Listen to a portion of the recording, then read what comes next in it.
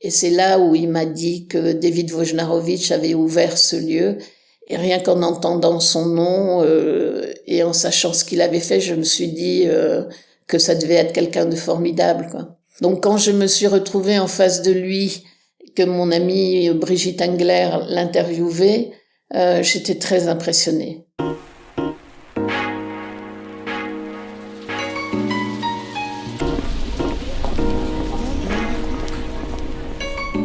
Bienvenue dans L'Œil Écoute, le podcast indépendant qui analyse notre rapport à l'image photographique et l'évolution du médium à l'heure de la suprématie du numérique et du digital.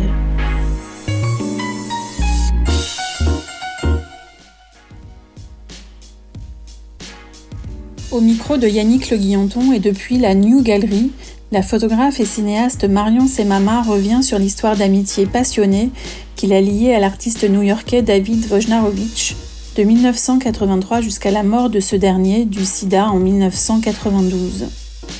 De cette rencontre naîtront de nombreuses collaborations, et leur dialogue complice célèbre l'énergie brute, l'émulation fulgurante et le bouillonnement absolu qui prévalait au sein du quartier underground de l'East Village de l'époque, quand les marges étaient les lieux où s'exprimait la quête d'une réflexion profonde sur la sexualité, le corps, la violence, la maladie, la mort. Fan de Patti Smith et de son tube Horses, admiratrice des premiers films de Wim Wenders et de la photographie de voyage de Plossu, cette héritière de l'extrême gauche post-68 passée à l'ouest livre un récit ému et intime de la complexité de cette relation qui a marqué sa trajectoire personnelle et dresse dans le même temps un magnifique portrait de ces années de liberté qui ont vu des artistes tels que Nan Goldin ou Larry Clark éclore d'un microcosme où la radicalité et la révolte étaient alors synonymes de jouissance, de création pure et tout azimut. Son récit de la réalisation de son film Summer 89, tourné par et avec François Pin, son compagnon, et David, est évocateur de leur lien sublimé par la perception de l'imminence de la mort, inéluctable et implacable. Bonne écoute. Bonjour Marion Semama. Bonjour. On se retrouve aujourd'hui à la New Gallery à Paris, qui représente votre travail, pour revenir sur un épisode fondateur de votre vie de photographe, de cinéaste et sans doute de femme. C'est votre rencontre avec l'artiste américain David Wojnarowicz, avec lequel vous avez collaboré de 1983 jusqu'au dernier voyage que vous ferez ensemble peu avant sa mort en 1991. Alors, avant de partir pour New York, vous travaillez comme photojournaliste. J'ai lu que vous collaboriez notamment avec Actuel, Libération, Le Nouvel Observateur, comme photographe indépendante, des titres ancrés à gauche. Quel type de reportage réalisiez-vous dans ces années-là ? Est-ce que vous étiez vous-même engagé politiquement ? Oui, j'étais dans l'extrême gauche. Je faisais partie d'un groupe autonome féministe, un groupe de femmes. Oui, puis j'allais aux manifs, j'allais aux réunions, aux meetings. C'était la suite de 68, C'était les années 70. Donc moi, je fais partie de cette génération, et donc Libé aussi. Il y avait vraiment des connexions très fortes avec tous les journalistes, femmes, hommes, information.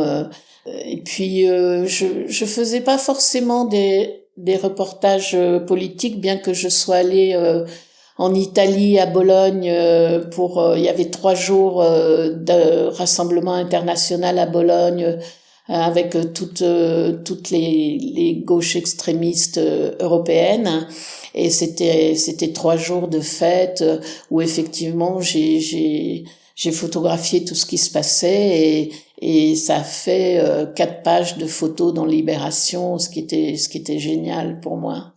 Donc vous me dites que vous ne faites pas uniquement les rassemblements d'extrême gauche à cette époque-là, donc vous travaillez aussi à la commande pour les journaux, où on vous demande de réaliser une fois un portrait, une fois de couvrir un événement particulier. Oui, puis ça se passait beaucoup par réseau amical. C'est vrai que j'allais voir les directrices photos des journaux, mais il y avait toujours quelque chose de chaleureux dans ces rapports-là, dans les années 70. Les gens étaient très ouverts à découvrir des nouveaux photographes, aussi bien femmes que hommes. À Libération, j'avais quelques amitiés avec des journalistes, dont Rémi Kolpa-Kopoul, Bien sûr, oui. qui lui travaillait beaucoup sur la musique. Donc j'ai fait aussi des photos. Je me souviens de Don Cherry, enfin donc des artistes comme ça. On avait même voyagé avec Rémi Kolpa-Kopoul. On était allé dans les pays de l'Est parce il voulait faire tout un reportage sur le rock dans les pays de l'Est. Et donc j'étais partie avec lui. On avait voyagé dans 3 pays de l'Est: la Hongrie, la Tchécoslovaquie et la Pologne. Alors vous mettez la barre complètement plutôt vers l'ouest en l'occurrence cette fois, puisque en 1981, la France entame un virage politique porteur d'espoir, surtout pour la jeunesse. Qu'est-ce qui vous a poussé, vous, à partir aux États-Unis à cette époque-là, justement ? En fait, ça s'est fait, mais tout à fait par hasard, hein. Moi, j'avais pas l'intention d'aller aux États-Unis. C'était un pays que je rejetais, disons idéologiquement. Mais on est dans les années Reagan. On est dans les années Reagan, oui. Mon compagnon et moi, François Pin, on connaissait très bien un ingénieur qui s'appelait Jean-Pierre Boviala, qui venait de chez Eclair et qui avait fabriqué une caméra qui s'appelait la Aton, très facile à adapter à l'épaule. Et donc, en fait, c'est devenu une caméra mythique pour les réalisateurs indépendants, aussi bien hommes que femmes. Il a adapté des caméras pour Raymond Depardon, pour Godard. C'était quelqu'un qui adorait le cinéma. Et en fait, on était amis avec lui et il avait un bureau à New York de vente et de location de cette caméra.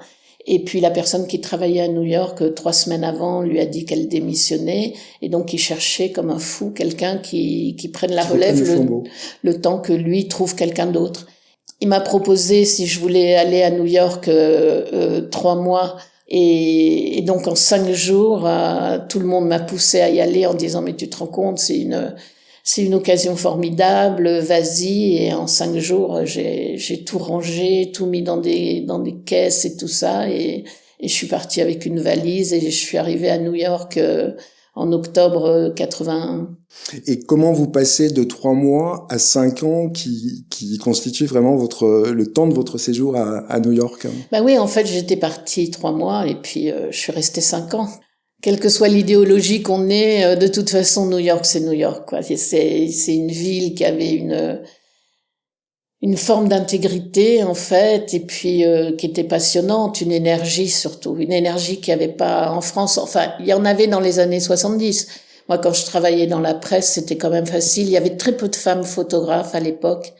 Et donc, c'était facile pour moi d'être acceptée. Et c'était assez fou, c'était la guerre à Beyrouth, il y avait des guerres un peu partout, et donc j'avais une grande admiration pour ces femmes. Mais je me voyais pas être reporter de guerre.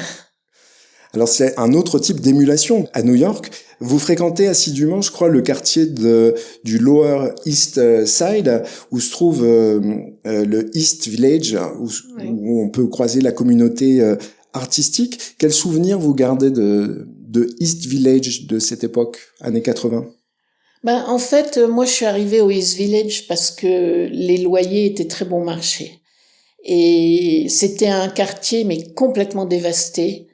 Les immeubles étaient brûlés, il y avait beaucoup d'héroïne, de trafic d'héroïne, de drogue, il y avait des immeubles complètement inventés. Enfin, ça aurait pu être Beyrouth pendant la guerre, quoi. Et c'est vrai que tous les artistes fauchés qui venaient s'installer là, il y avait cette espèce de romantisme aussi d'être dans des quartiers durs et mixtes, beaucoup de portoricains, d'ukrainiens, et comme les loyers étaient bon marché, c'était...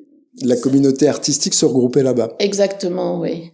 Donc il y avait une énergie, c'est-à-dire que moi je suis arrivée au début et en fait ce qui était fou c'est qu'il y avait une énergie folle quoi de tous ces gens qui se retrouvaient. Il y avait des performeurs, il y avait des musiciens, il y avait des peintres, quelques photographes. C'était pas encore la grande période de la photographie. Il y avait des écrivains. Enfin bon, c'était vraiment un mélange artistique détonnant. Et je crois que c'est à l'occasion d'une commande que vous faites pour ici New York que vous rencontrez David Wojnarowicz. Oui, je vivais avec une journaliste française qui vivait à New York déjà depuis quelque temps. On partageait un appartement ensemble et on a reçu une commande de faire un travail autour du East Village, c'est-à-dire de montrer tout ce nouveau bouillonnement de New York underground.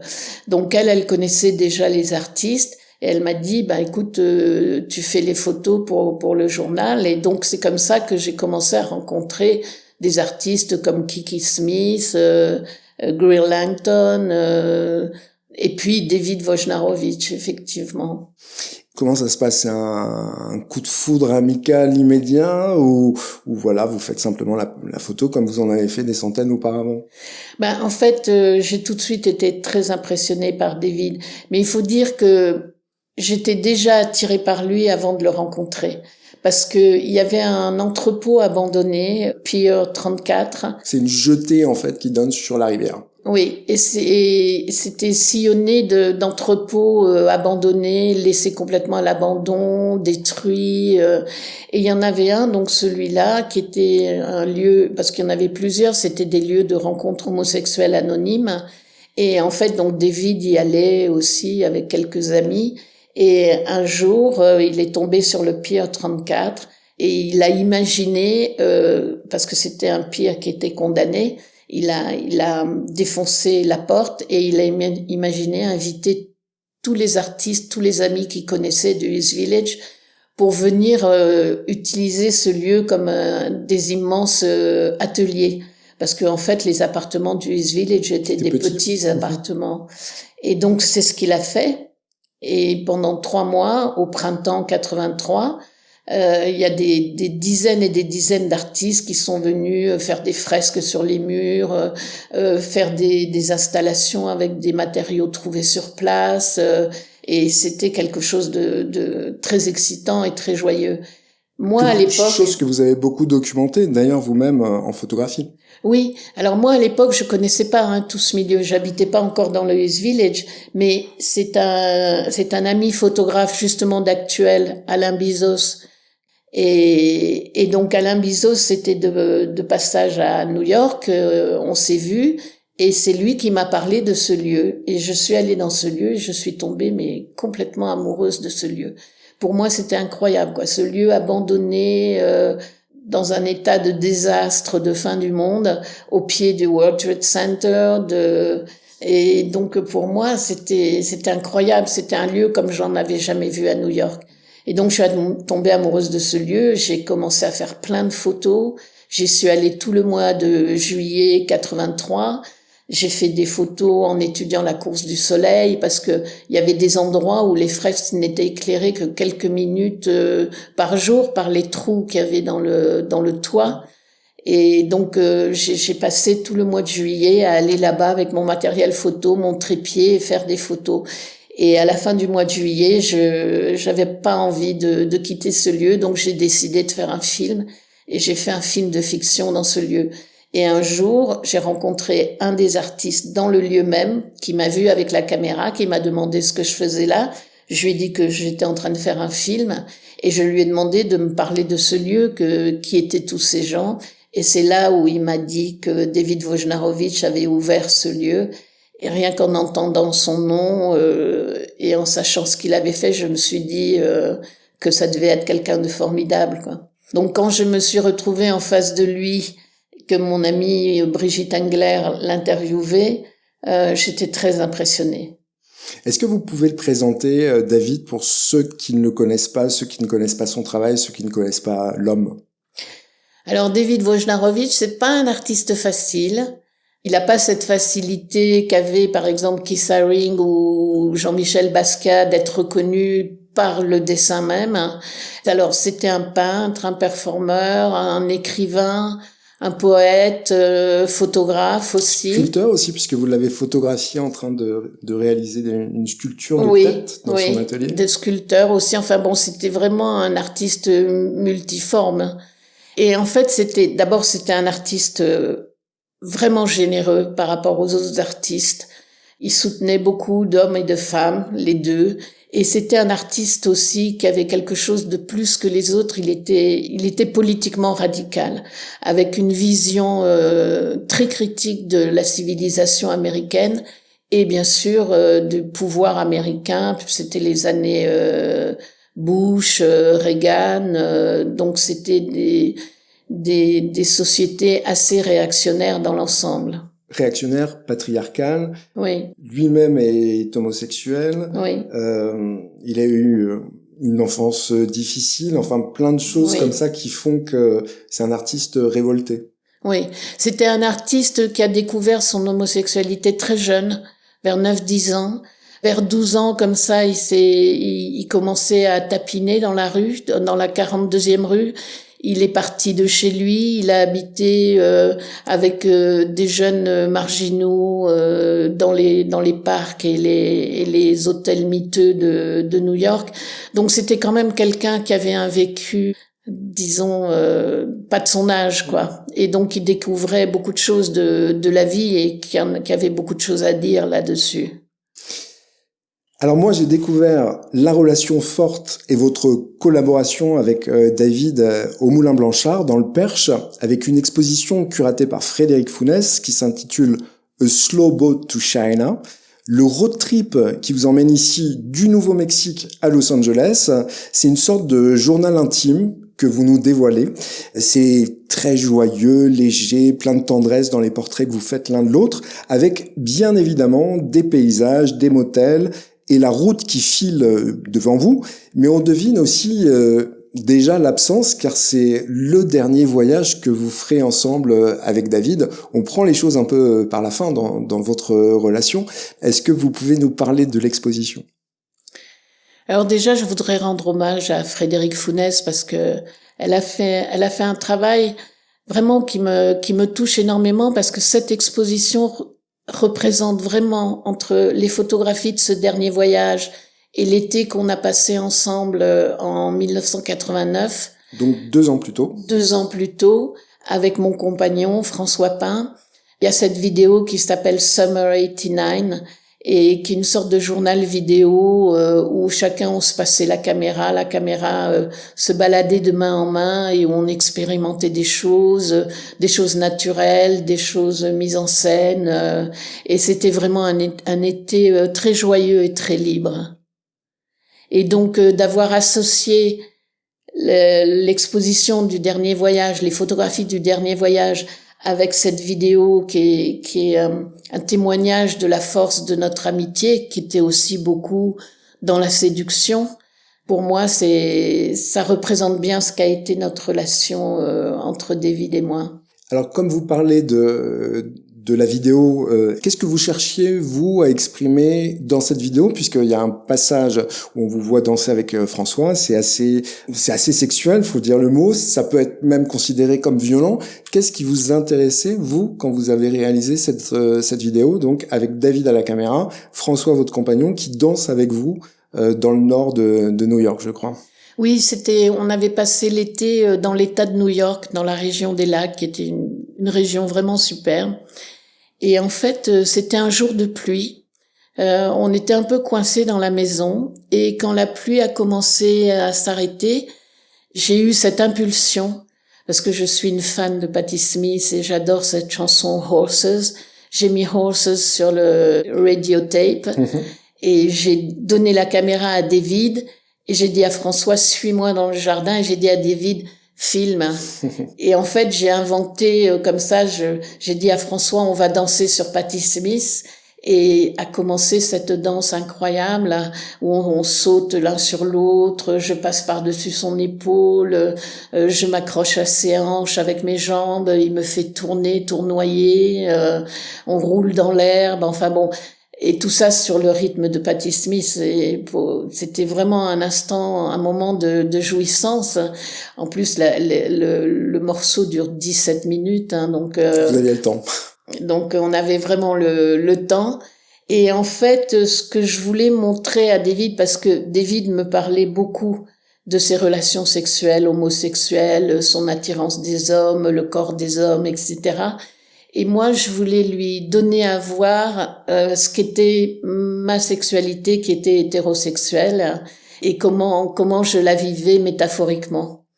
Et donc, ça a donné ces images faites par David, avec un rythme saccadé, avec des arrêts sur image qui repartent. Ça, c'est votre fameuse petite caméra que vous représentiez à New York? Non, pas Non, du c'est autre tout. chose. C'était une caméra vidéo, parce que les caméras que je représentais à New York étaient des caméras 16 mm. Et en fait, c'était une caméra vidéo SVHS, donc vraiment très une antiquité, mais il y avait beaucoup d'effets spéciaux. Il y avait des strobe effects, on pouvait mettre image dans l'image, on pouvait faire des ralentis. En live. En live. Oui, c'est-à-dire qu'au moment où on filmait, on pouvait faire des effets spéciaux. Et donc, bien sûr, on s'est amusé comme des fous avec ça. Donc, en fait, dans ce film, tout ce qui est fait au moment du tournage. Vous montrez un peu quelle peut être la sexualité hétérosexuelle à David, mais juste après, il y a un passage où on a l'impression que vous-même, vous avez une relation, un flirt avec David, puisque à travers la caméra, donc vous êtes dans une barque, David a la caméra en main, et il y a un jeu de séduction qui s'instaure entre vous. Et d'ailleurs, on comprend assez vite que c'est des images qui peut-être n'avaient pas vocation à être montrées dans le futur, puisque vous lui dites, je crois, quelque chose du style, mais tu vas pas diffuser ça. Il me dit, à la fin, il me dit, ça va aller sur la télé ce soir, voilà, parce qu'on visionnait sur la télé tout ce qu'on avait filmé dans la journée.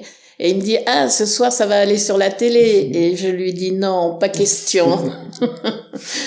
Mais en fait, si vous voulez, ce qui était très fort entre David et moi, lui étant homosexuel et moi hétérosexuel, c'est qu'il y avait quand même un amour et une attirance très forte. Alors bien sûr, on n'est jamais passé à l'acte. Et même moi, je me disais à quoi ça servirait de passer à l'acte. On ferait peut-être l'amour 1 ou 2 fois par expérience pour lui, mais après, je perdrais toute son amitié. On pourrait plus avoir cette relation. Donc, c'était comme un interdit, mais on jouait comme ça des moments de séduction. Ça nous est même arrivé de dormir dans le même lit, de se tenir la main. On avait des jeux comme ça qui étaient d'une tendresse infinie. Et donc, quand on se retrouve sur la barque tous les deux, il voulait m'emmener donc au lac, et on était tous les deux sur la barque. Il voulait me filmer. Il me demande d'enlever, d'être les seins nus. Et à un moment, je me mouille un peu les cheveux. Il me dit, mouille-toi plus les cheveux. Et puis, au début, je suis un peu tendue. Je regarde sur la rive si personne nous voit. Et puis bon, je commence à ramer. Je suis un peu tendue. Et puis petit à petit, tout se détend, on rigole et je me mets à jouer ce jeu de séduction physique avec lui, avec mes cheveux et tout, et c'est les rires qui fusent. Et on entend la voix évidemment on voit pas David, mais on entend sa voix assez profonde qui dialogue avec vous. Oui, et qui dit fantastico, great. Il était tout excité aussi et on riait beaucoup parce que c'était un jeu.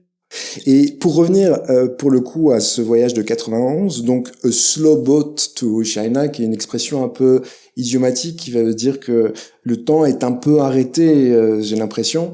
Est-ce que pour vous c'était une parenthèse enchantée, ce moment que vous passiez avec David, ou une course contre la montre, puisqu'on a fait une ellipse? Entre-temps, David a appris sa séropositivité en 1988, donc il connaît à cette époque malheureusement l'issue à laquelle il est condamné. Comment, dans votre interprétation, dans votre création, comment avez-vous ressenti les choses et l'un et l'autre? Est-ce que vous étiez dans le même timing, si je puis dire? Oui, il y avait cette idée de la mort, c'est évident, c'est évident. En même temps, il y avait l'idée du voyage. C'est très mélangé comme sentiment. C'est-à-dire que quand David m'a proposé de faire son dernier voyage avec lui, ce qu'il appelait son dernier voyage, j'ai quand même eu peur, parce que notre relation n'était pas facile, que quand on passait trop de temps ensemble, à la fin, il finissait par me rejeter parce qu'il y avait trop d'intensité. Donc je savais que à la fin du voyage, ça pouvait clasher. Oui, mais en même temps, je pouvais pas refuser. C'était un cadeau qui me faisait énorme. Je sais pas pourquoi il m'a demandé à moi de faire son dernier voyage avec lui, parce qu'il avait un copain. avec qui il vivait, ou en tout cas qui partageait une relation assez forte. D'ailleurs, son copain l'a accompagné jusqu'à la mort. Et le fait qu'il me propose à moi, ça se refusait pas. Et puis, pour moi, il y avait la joie aussi de ce rêve américain de traverser les déserts américains. C'est très cinématographique parce qu'on pense à Bagdad Café, on pense à Thelma et Louise, on pense à Bonnie and Clyde. Il y a aussi ça un peu dans ce voyage pour nous Français quand on regarde les images. Oui, alors comme c'était des photos, mes références étaient plus photographiques. Il y avait, par exemple, au niveau de la photographie, et qui a d'ailleurs joué aussi au niveau de l'image cinématographique, moi, mes références, c'était Wim Wenders, les grandes étendues, les couleurs, les ciels bleus éclatants, les motels, tout ça. Donc, j'étais une grande admiratrice des premiers films de Wim Wenders et donc il y avait ça. Mais il y avait aussi, dans ma génération des années 70, Bernard Plossu, qui était vraiment important parce que c'est le premier photographe pour moi qui a inventé les images de voyage et de leur intimité, l'intimité du voyage qu'on partage avec quelqu'un. Donc c'est pour ça aussi que d'être au Moulin Blanchard dans la pièce à côté de l'exposition de Plossu du voyage mexicain, pour moi c'est un honneur incroyable, quoi. C'est formidable. Mais je n'ai pas du tout la même manière de photographier que Plossu. Mais c'était une référence pour moi. D'ailleurs, dans ce qu'on voit, il y a quelques photos en noir et blanc dans votre exposition, mais la place qu'occupe la couleur est assez importante aussi. Oui, parce que dans les ciels bleus comme ça, les étendues extrêmes, c'est l'Amérique de la couleur, des coloristes en fait, photographes. J'aimerais ajouter quelque chose sur le titre de l'exposition Slow Boat to China. En fait, c'est une expression que j'ai trouvée dans un livre de Wim Wenders où il parlait de ses films et il parlait du film qu'il a fait autour de la mort de Nick Movie, Nicholas Ray.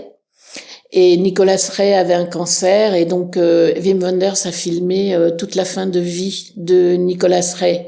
Et à un moment dans ce film que j'ai vu, il y avait une pagode qui apparaît comme ça, on ne sait pas pourquoi, sur la Hudson River, qui longe New York comme ça et qui va tout doucement vers un lieu inconnu. Et quand je lisais le livre de Wim Wenders, il racontait qu'il avait ajouté cette image dans le film parce qu'il y avait une expression en américain qui était « a slow boat to China », qui voulait dire partir vers des pays lointains, qui pour Wim Wenders signifiait aussi un lent voyage vers la mort. Et quand j'ai lu cette expression A slow boat to China, je me suis dit mais ça ce serait formidable pour un film.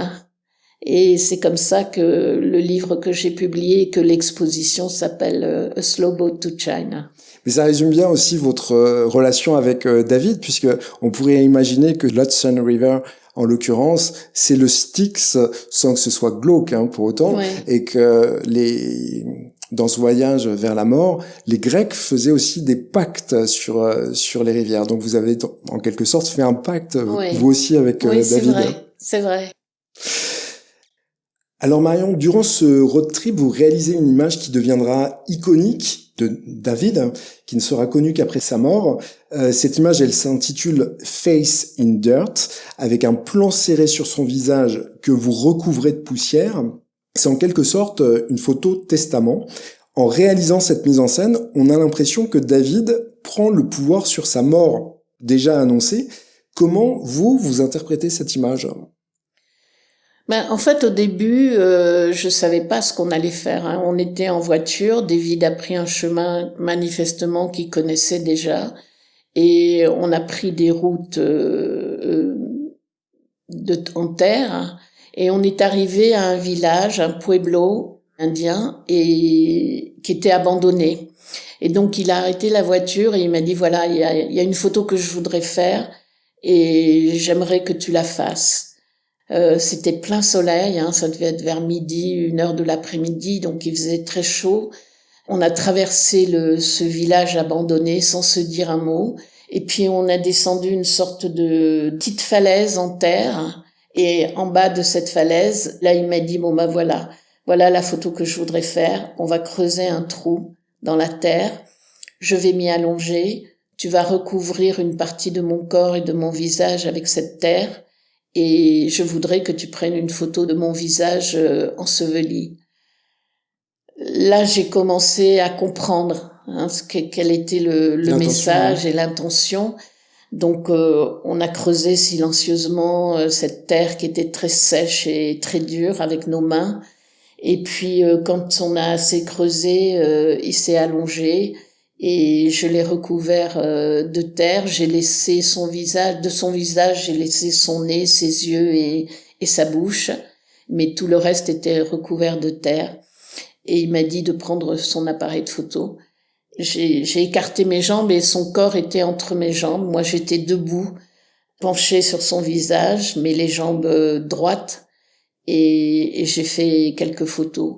Et c'était vraiment très impressionnant parce que là, j'avais l'œil dans le cadre de l'appareil de photo et je comprenais ce que ça voulait dire, quoi. C'est-à-dire que là, il était aujourd'hui vivant. J'étais en train de faire cette photo, mais un jour, cette photo, c'était lui, ce serait lui mort. Et en même temps, dans cette photo, il y avait tout le côté organique de la terre et une terre indienne en plus. Donc il y avait beaucoup de choses dans cette photo. Dans le symbolisme. Hein. Oui, dans le symbolisme, oui. Et puis après, il est sorti du trou. On a marché jusqu'à la voiture sans dire un mot. Et puis dans la voiture, on est resté silencieux. Je lui ai pris la main et il m'a dit merci. Puis on est resté comme ça silencieux jusqu'à ce que la tension descende parce que c'était quand même un moment très fort. Très fort. Mm-hmm. Oui. Donc ça prouve aussi qu'il voulait garder le contrôle sur les choses. David, c'était un peu dans sa nature. Oui, hein. oui. Oui, c'était une photo vraiment qu'il avait conçue, c'était vraiment une photo, une image qu'il avait dans sa tête et qu'il voulait réaliser. C'était son concept. Moi, je n'ai fait que l'aider à réaliser ce concept, à aller jusqu'au bout de ce qu'il voulait faire. Mais c'était très fort. Alors cette photo, elle fait écho à une autre photo plus crue, sans aucun doute, celle de Peter Hujar, grand ami et mentor de David Wojnarowicz, qu'il réalise en 1987 sur son lit de mort. Est-ce que vous savez à ce moment-là quelle était l'intention de David Alors moi j'ai une interprétation tout à fait personnelle. Il y a cette photo qui est vraiment une photo iconique du travail de David et de sa propre mise en scène par rapport à sa mort. Face in Dirt. Face in Dirt. Cette photo, quand il avait fait cette photo de Peter Hujar dans son lit de mort et que je l'ai vue, on s'était dit que moi je serais là à sa mort pour le photographier. Il y avait une sorte de contrat.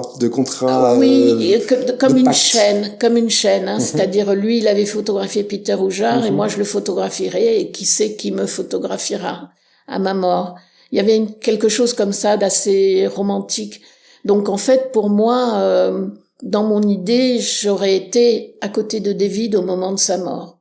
Malheureusement ça s'est pas passé comme ça parce que après le voyage, comme je l'ai dit, il y a eu vraiment une tension pour lui et il m'a dit que voilà, il voulait plus me voir, il voulait pas que je sois à côté de lui jusqu'à la fin. Voilà. Et puis parce qu'il voulait se concentrer sur ce qu'il avait à faire avant de mourir et puis aussi se concentrer sur son copain. Et peut-être que moi j'étais trop intense dans mes sentiments, j'aurais perturbé probablement les choses. Donc ça a été très douloureux pour moi, mais c'est quelque chose que j'ai compris. Mais en même temps, je me suis dit que en me demandant de faire cette image, c'est quelque chose qui me donnait, qui pourrait pas me donner plus tard. C'est-à-dire au véritable moment de sa mort. Donc il y avait les deux. Ça, c'est mon interprétation personnelle. C'est ce qu'on se donne l'un l'autre dans le travail qu'on fait ensemble. Mais bon, c'était aussi cette photo qui lui survivrait. Et d'ailleurs, ce qui est génial, c'est que il a tiré cette photo, il a demandé à ce qu'elle ne soit pas publiée avant 2 ans après sa mort. Alors, comme vous venez de le dire, après ce road trip de 91, vous ne reverrez plus David, donc il décède à peu près 1 an Oui. après ce voyage, mais il vous reste toutes les images, tous les rushs et une longue conversation que vous avez filmée également entre le philosophe Silver Lottringer et lui. Qu'est-ce qui vous a donné la force de replonger dans vos archives 10 ans plus tard pour en faire notamment un film qui mêle sa démarche intellectuelle et sa création plastique? En fait, j'avais initié cette interview. Silver Lottringer était un très grand ami. C'était vraiment quelqu'un qui savait interviewer les gens. Et plus que de l'interview, c'était des échanges d'idées. Et David était assez impressionné par les intellectuels et il avait cette colère de dire oui, les intellectuels, ils s'intéressent pas à moi. En fait, ce qui les intéresse, c'est le fait que je me sois prostituée dans mon enfance. Le côté un peu trash de l'enfance qui précède la création, quoi, véritablement. Exactement, oui. Et c'est vrai que David a participé à ce mythe aussi, en racontant sa vie et son enfance, ses relations avec son père qui était très violente, qui était un alcoolique et qui a fini par se suicider. Enfin, tout ça. Et donc, je lui ai dit, mais tu aimerais, si tu veux, je peux demander à Silver Lottringer de t'interviewer, je filme en vidéo. Et là, il était tout content, quoi. Et Silver, bien sûr, a tout de suite dit oui, parce que lui-même avait aussi une vraie considération pour le travail de David et sa radicalité. Et donc, on a fait ça dans le loft de David et... On est en quelle année, là, à peu près? On est en mai 89. Mai 89, ok. Oui, donc il savait déjà qu'il était séropositif et qu'il allait vers la mort parce qu'il n'y avait pas encore de médicaments qui pouvaient sauver. Et donc, l'interview a duré 4 heures et demie, que j'ai filmé avec une petite caméra vidéo, une vidéo 8.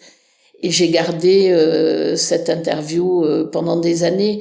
Et après la mort de David, c'était difficile pour moi de réécouter sa voix, de revoir tout ce qu'on avait fait ensemble. Il y avait trop d'émotions. En plus, David avait une voix très particulière, très profonde, très grave, que j'adorais, qui me subjuguait.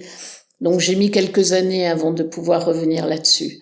Et puis Silver Lottringer, qui a toujours soutenu mon amitié avec David, ma relation et mon travail, il soutenait beaucoup mon travail. Il était directeur d'une résidence d'été au Canada, à Winnipeg. On était en 2015 et il m'a dit, Marion, je t'inscris dans cette résidence pour 2 mois et il faut que tu commences à travailler sur l'interview. C'est maintenant ou jamais. Commencer à monter, commencer à en faire quelque chose. Voilà, à réfléchir, à regarder les rushs, à décrypter et à voir comment je pouvais monter tout ça avec mes propres archives et les archives de David. Donc on a fait ça avec François Pin, mon compagnon, qui est venu avec moi. On a travaillé là-dessus. Et puis en 2016, j'ai eu une bourse franco-américaine où on a pu passer, François et moi, 2 mois à Fales Library, où il y a toutes les archives de David, vidéos, photos, journaux, écriture, bande-son, enregistrement. Donc on a passé 2 mois à se plonger dans ce travail pour voir qu'est-ce qui pouvait servir pour ce documentaire que je voulais faire. Et puis en 2017, on a appris que le Whitney Museum allait faire une grande rétrospective de David. Donc Silver m'a dit, écoute, il faut que tu envoies quelque chose. Donc on a fait avec François Pin, on a fait un teaser de 15 minutes que j'ai envoyé. Et là, ça a tout de suite été accepté. Le directeur artistique m'a dit, ok, on va montrer ça pour l'ouverture de l'exposition. On va faire une soirée avec ce film. Et après, par la suite, ce film, donc autoportrait en 23 rounds, oui. Il est passé au Moudam, il est passé au Reina Sofia. Oui, il a été sélectionné à la Berlinale de 2019 au Festival de Berlin, où j'ai été invitée à le présenter. Ça aussi, c'était très fort. Alors, comme l'exposition a tourné au Luxembourg, donc il est passé au Moudam. À Reina Sofia, il a été projeté aussi le soir ou quelques jours après le vernissage. Et puis au musée du Jeu de Paume, il est passé aussi en continu dans une exposition sur le East Village, au musée d'art contemporain de Séoul. Enfin, et puis il a été présenté dans des festivals à Lisbonne, en Italie, en Angleterre. Est-ce qu'il y a une projection à venir parce que c'est déjà programmé? On sait jamais. On verra bien. Mais c'est possible, hein, parce qu'il tourne et puis y a des actualités aussi autour de David Wojnarowicz. Donc souvent on me le demande. Alors avant l'on se quitte, je voulais dire un petit mot sur une magnifique série de Wojnarowicz, Rimbaud à New York, que l'on voit ici sur les 6 messes de la New Gallery. Et vous aussi, Marion, comme un hommage, vous avez fait poser ses amis, ses amants à Paris dans une série intitulée Wojnarowicz à Paris. C'est une performance en fait qui entretient sa mémoire et permet aussi peut-être de perpétuer un peu le dialogue. Est-ce que vous pouvez nous en parler? Oui, c'est vrai que c'est un dialogue. Avec David, à chaque fois que j'ai travaillé autour de ce qu'on a fait ensemble ou de ce qu'on a partagé, c'est comme me remettre en dialogue avec lui. Toutes les résidences d'artistes que je fais, où je travaille là-dessus, sur les vidéos, sur les photos, sur les livres, c'est comme renouer un dialogue. Alors c'est un monologue, hein, parce qu'il me répond pas, mais il est là, il est présent. Sur Wojnarowicz à Paris, en fait, c'était Marion Dana, la directrice de la New Gallery, qui voulait faire une exposition autour de Rimbaud. Donc, elle avait invité des artistes, Nan Goldin et d'autres, Larry Clark, et donc, bien sûr, les portraits des amis de David avec le masque de Rimbaud. Voilà, faut expliquer juste pour les gens qui nous écoutent. Donc, en fait, David, ça doit être à la fin des années 70, oui. J'imagine. Porte un masque de Rimbaud, la fameuse photo de Rimbaud qu'on connaît réalisée par Cajat, et se balade un peu partout dans New York où il se fait photographier avec cette image. En fait, alors, David est venu vivre à Paris à la fin des années 70 parce que c'est là qu'il a rencontré Jean-Pierre Delage, un grand amour de David avec qui il a une relation très forte pendant quelques années. Et en fait, je crois que l'influence, elle vient de là, c'est que David passait ses journées à se promener dans Paris. Et dans Paris, à cette époque, il y avait Ernest Pignon-Ernest qui avait collé des posters de cette photo de Rimbaud en vagabond et qui était collé dans sur les murs de Paris, au détour d'une rue, d'un vieil immeuble abandonné. Et je pense que David a eu cette idée-là de faire Rimbaud à New York en voyant ces images de Rimbaud sur les murs de Paris. Et donc, il a photographié la tête de Rimbaud collée sur les affiches que tout le monde connaît.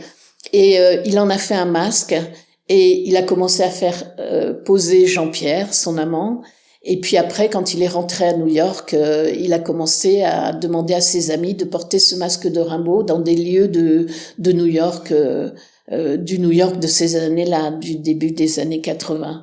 Donc il y a Rimbaud en train de se shooter dans une chambre, il y a Rimbaud dans des abattoirs ou une dans boucherie. Des abattoirs, dans le métro, dans des entrepôts abandonnés, dans un coffee shop, dans la rue à Times Square. Donc c'était vraiment fort comme idée. Et donc Marion m'a demandé de participer à cette exposition sur Rimbaud et personnellement, je voyais pas ma légitimité parce que j'avais rien fait sur Rimbaud. Et elle m'a dit si, on peut peut-être mettre des portraits de David. Et c'est là que j'ai eu l'idée de me dire, David a fait Rimbaud à New York, moi je vais faire David à Paris. Donc j'ai pris une photo d'un portrait que j'avais fait de David en noir et blanc. J'en ai fait un masque et j'ai demandé à Jean-Pierre Delage. Ah, c'est toujours le fameux toujours Jean-Pierre le Delage. même qui vit à Paris et qui est toujours un ami.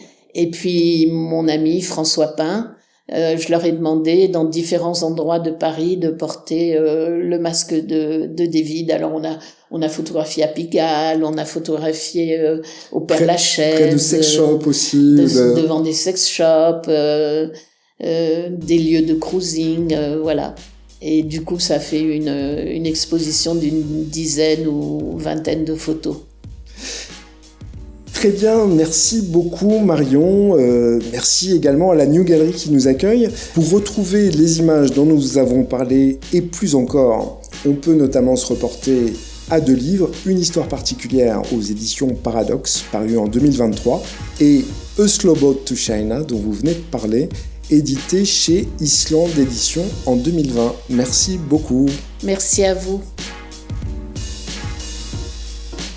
Merci de votre écoute. On se retrouve très vite pour un prochain épisode à la galerie Speus à Paris avec la photographe indienne Sanjot Telang pour un entretien dans lequel elle nous parlera notamment de son exposition La voix de ma grand-mère, où elle s'interroge sur la place qu'occupent les femmes dans sa généalogie. Et comme d'habitude, n'hésitez pas à laisser des messages et des étoiles sur vos plateformes préférées.